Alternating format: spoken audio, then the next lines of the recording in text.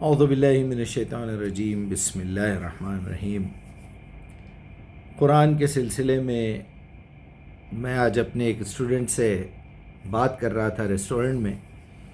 ایک مثال ذہن میں آئی اور اس اسٹوڈنٹ پر بڑا اچھا اثر پڑا۔ اکثر میرا ذہن اسی کام میں مشغول رہتا ہے۔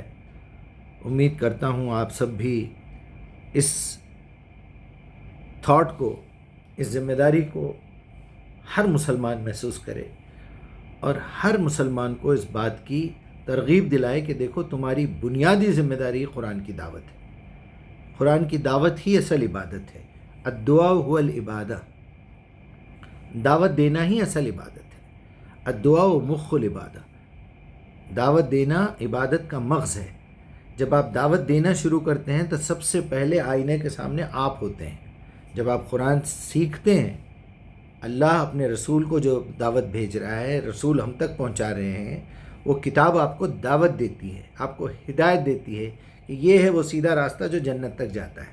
آپ نے راستہ مانگا تھا اور حکم بھی اسی کا ہے کہ ادعو الی سبیل ربک، سورہ نحل کی 125ویں آیت ہے۔ بہرحال قرآن کے سلسلے میں ایک اچھی مثال آپ کے سامنے پیش کر رہا ہوں۔ قرآن کے میں نے 6 حصے بنائے ہیں۔ یہ میری اپنی تجربے کی تحقیق سمجھ لیجئے، تحقیق کا تجربہ سمجھ لیجئے، اور اس کو بڑے خوبصورت انداز میں اللہ نے پیش کیا ہے قرآن میں، لیکن وہ 4 حصوں میں بیان کیا، میں اس کو 6 حصوں میں بیان کر رہا ہوں اور وضاحت کے ساتھ۔ دیکھیے، سب سے پہلے قرآن کا علم حاصل کرنا ہے۔ یہیں پر اکثریت لوگوں کی جاہل ہے، اکثریت۔ اس میں علماء بھی جاہل ہے، اس میں حفاظ بھی جاہل ہے، اس میں بڑے بڑے مقررین جاہل ہیں۔ انہوں نے ایک لمیٹڈ جو ہے قرآن کو رٹا مار لیا ہے، چند آیتوں کو۔ پورے قرآن کے کانسیپٹ سے ناواقف ہیں، قرآن کے مقصد سے ناواقف ہے، قرآن کے ٹوٹل اسٹریٹجی سے ناواقف ہیں۔ قرآن کیا کرنا چاہتا ہے، انسان کے ساتھ اس کا رشتہ کیا ہے، اس کا کوئی پتہ نہیں ہے ان لوگوں کو۔ ہے بھی تو بڑا الا ماشاء اللہ۔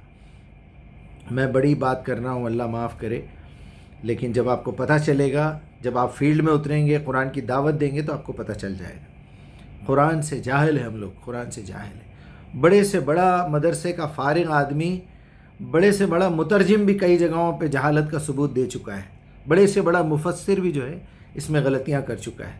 قرآن سے ہم بہت حد تک جاہل ہیں۔ اس کی کیا وجوہات ہے، آگے میری بات چیت میں آپ کو سمجھ میں آ جائے گا۔ تو ہم کو سب سے پہلے قرآن کو سمجھنا ہے، قرآن کا علم حاصل کرنا ہے۔ چلیے، آپ نے بڑا علم حاصل کر لیا، دنیا میں آپ مشہور ہو گئے، قرآن کی ہر آیت کی آپ تشریح کر سکتے ہیں، ہر آیت کا ترجمہ بیان کر سکتے ہیں، ہر آیت کی گرامر بتا سکتے ہیں، ہر آیت کا جو ہے معجزہ بتا سکتے ہیں، اس کے کتنے زیر ہیں، کتنے زبر ہے، کتنا لفظ استعمال ہوا ہے، اس کا مادہ کیا ہے، مبتدا کیا ہے، خبر کیا ہے، ماضی، حال اور مستقبل کیا ہے، کلمہ کیا ہے، حرف کیا ہے، اسماء کیا ہے، افعال کیا ہے، آپ سب کچھ سمجھا سکتے ہیں۔ ایک حصہ ہے آپ کی زندگی کا، وہ علم حاصل کرنا قرآن کا۔ دوسرا حصہ ہے اس پہ عمل کرنا۔ اس کی مثال میں آپ کو دینے لگا ہوں۔ یہ بالکل ایسا ہے کہ آپ نے اپنے بچے کو MBBS کروا دیا، ڈاکٹر بنوا دیا، بہترین نمبروں سے وہ پاس ہو گیا۔ چلیے ٹھیک ہے، کیا MBBS کر لینا کافی ہے؟ اگر وہ MBBS کرنے کے باوجود بھی اپنا کھانسی بخار کا علاج بھی نہ کرے، وہ بیکٹیریا سے محفوظ نہ رہے، اس کو پتہ ہونے کے باوجود وہ احتیاط نہ کرے، وہ صاف ستھرا نہ رہے، تو اس کی پڑھائی کا کیا فائدہ ہے؟ تو اگر آپ قرآن کا علم حاصل کرتے ہیں اور اس علم کا آپ کو خود کو فائدہ نہیں ہو رہا ہے، آپ خود گناہوں سے نہیں بچ سکتے، تو میں سمجھتا ہوں وہ علم کچرے کے ڈبے میں جانے والا ہے۔ اللہ کی نظر میں اس کی کوئی ویلیو نہیں ہے۔ یہ اچھی طرح سمجھ لیجئے۔ جیسے ایک بندہ MBBS کر کے بھی اس کا جسم سڑا ہوا ہے، وہ شراب پیتا ہے، وہ سگریٹ پیتا ہے، وہ گٹکے کھاتا ہے، وہ جھوٹ بولتا ہے، یہ سارے کام ایک ڈاکٹر ہو کے وہ کر رہا ہے، بیکٹیریا میں مبتلا ہے، صاف ستھرا نہیں رہتا، اس کے منہ سے بدبو آتی ہے، تو اس کی مثال بالکل ایسی ہے کہ ایک آدمی قرآن سے واقف ہونے کے باوجود بھی، جو قرآن سے واقف نہیں ہے تو وہ تو گھڑ میں پڑا ہوا ہے، وہ کچرا کنڈی میں ہے، وہ بیکٹیریا میں بھرا ہوا ہے۔ جس طرح کچرا ڈالتے ہیں نا، ڈسٹ بین جو محلے کا بھی ایک ہوتا ہے، कचरा डालने का इलाका, कचरा कुंडी जिसे कहते हैं आप, गटर जिसे कहते हैं, गटर, वहाँ गधे मरे हुए मिलते हैं आपको, कुत्ते मरे हुए मिलते हैं, बिल्लियाँ, सड़ी बदबू उठती है ना। बिल्कुल उस शख्स की मिसाल ऐसी है जो कुरान से नावाकिफ़ है। उसकी ज़िंदगी चाहे दुनिया के सामने कितनी ही अच्छी हो, लेकिन वो अंदर से रूहानी तौर पे उस सड़े हुए जानवर से बदतर है, और वो गटर से बदतर है अगर वो कुरान से नावाकिफ़ है। चाहे वो बहुत बड़ा आलिम हो, निज़ामिया से फ़ारिग हो या फिर जामे अज़हर से फ़ारिग हो, अगर वो कुरान से जाहिल है तो उस गटर के कचरे की तरह है, समझ लीजिए आप। उसको इल्म बिल्कुल नहीं है बैक्टीरिया क्या चीज़ है, बुराई क्या चीज़ है। चलिए आगे बढ़िए। डॉक्टर है, अपना ख्याल रख लेता है, साफ़ सुथरा रहता है, बहुत अच्छा डॉक्टर है, अपना इलाज कर लेता है, हर बैक्टीरिया से महफूज है, कभी गलती से कोई बीमारी लग जाए फ़ौरन उसका इलाज करता है। लेकिन उसके बीवी बच्चे बीमार हैं, उसके वालिदैन बीमार हैं, उसके भाई बहन बीमार हैं, तो लानत है इसी डिग्री पे, लानत है ऐसे अमल पे। तो अगर आपके पास कुरान का इल्म है और आप उस पर अमल भी करते हैं, बुराइयों से भी बचते हैं, तो तीसरा आपका फरीज़ा क्या है, वो अपने अतराफ़ व अकनाफ के लोगों को भी आप कुरान की दावत दें। थैला डाल के, छोटे भाई का पैजामा बड़े भाई का कुर्ता पहन के गली गली गांव गांव फिरने की ज़रूरत नहीं है। आपके अपने मुस्तहिकीन मौजूद हैं। इवन पैसा खर्च करने की भी अल्लाह ताला ने तरतीब बताई है। ऐसे आपके ऊपर, आपके बीवी बच्चों पे, अगर बीवी बच्चे नहीं हैं तो वालिदैन पे, वरना बीवी बच्चों के बाद वालिदैन, उसके बाद करीबी रिश्तेदार, पड़ोसी, फिर उसके बाद दूर के रिश्तेदार, उसके बाद फ़ी सबीलिल्लाह। बिल्कुल इसी तरह इल्म का मामला भी ऐसा ही है। आपको पहले कुरान का इल्म, मैं दूसरे इल्म की बात नहीं कर रहा हूँ, मैं आपको मिसाल दे रहा हूँ कि डॉक्टरी का आपके पास इल्म है, क्योंकि जिस्म की बीमारियाँ दूर करने के लिए ये दुनियावी डॉक्टरी है, MBBS है, लेकिन रूहानी बीमारियाँ दूर करने के लिए इस्लाम है, कुरान है। आपने कुरान का इल्म हासिल किया, पहला हक़ अदा कर दिया। आपने ख़ुद पे उस पर अमल किया और गुनाहों से बचते रहे, आपने दूसरा हक़ अदा किया। आप अपने रिश्तेदारों, बीवी बच्चों, वालिदैन पे काम करते रहे, दीन की दावत देते रहे, आपने तीसरा भी हक़ अदा कर दिया। इसके बाद चौथा, जब आप दुनिया को ये दावत देंगे या अपनों को दावत देंगे तो फ़ौरन आपके ख़िलाफ़ हो जाएगी दुनिया, क्योंकि हक़ की दावत दे रहे हैं आप, बुराइयाँ छोड़ने की बात कर रहे हैं आप उनको समझा रहे हैं कि आप गलत रास्ते पे हो, आप उनको बता रहे हैं कि ये शिरक है, ये बिदात है, ये बेहयाई है, ये कुफ्र है, ये अल्लाह के नाम पे आप झूठ बोल रहे हैं, ये कहाँ से ला रहे हैं आप ये झूठे क़िस्से। आप कुरान को पहले रखिए, उसके बाद दुनिया की दूसरी किताबें देखिए। अगर उससे मैच होती है तो सर आँखों पे, चाहे वो किसी गैर मुस्लिम ने कही हो, यहूदी ने कही हो, मुशरिक ने कही हो, शराबी, जुआरी, ज़ानी, मुर्तद, फासिक, फाजिर ने कहा हो, अगर वो कुरान से मैच होती है तो उस बात की हमारे पास वैल्यू है, बाकी उस शख्स की वैल्यू हो ना हो। चलिए, तो हम क्या करेंगे, सबसे पहले इल्म हासिल करेंगे। बहुत इल्म हासिल कर रही है लेकिन अमल नहीं है, फ़ायदा नहीं है। अमल भी कर लिया, बहुत अच्छा अमल कर रहे हैं आप, अपने आप की हिफाजत कर रहे हैं, आपके बीवी बच्चे, आपके ख़ानदान वाले, आपके रिश्तेदार, मिलने जुलने वाले, वो अगर आपसे फ़ायदा नहीं उठा रहे तो आपका इल्म, आपका अमल बेकार है। दावत ज़रूरी है। दावत के नतीजे में चौथा मामला है सब्र का। अगर आप दावत देने के बाद सब्र करना नहीं जानते तो आप यकीन मानिए आपका इल्म हासिल करना भी बेकार है, अमल करना भी बेकार है, दावत देना भी बेकार है, क्योंकि आपने सब्र इस्तेमाल नहीं किया। फ़ौरन किसी को काफिर बोल दिया, किसी को मुल्हिद बोल दिया, किसी को कुछ बोल दिया, दुश्मनी में आ गए, लोगों से नफ़रत, जो रफ़ाए देन नहीं करा वो काफिर, जो उंगली नहीं हिलाया वो काफिर, जो टोपी नहीं पहना वो काफिर, जिसके टखनों के नीचे पैजामा है वो काफिर। ये क्या पागलपन है। आपको मोहब्बत सिखाई जा रही है, आपको दावत सिखाई जा रही है, या नफ़रत डाली जा रही है आपके दिलों में। ये तो अड्डे बन गए हैं नफ़रतों के और फ़िरक़ों के, ये मसाजिद और मदरसे।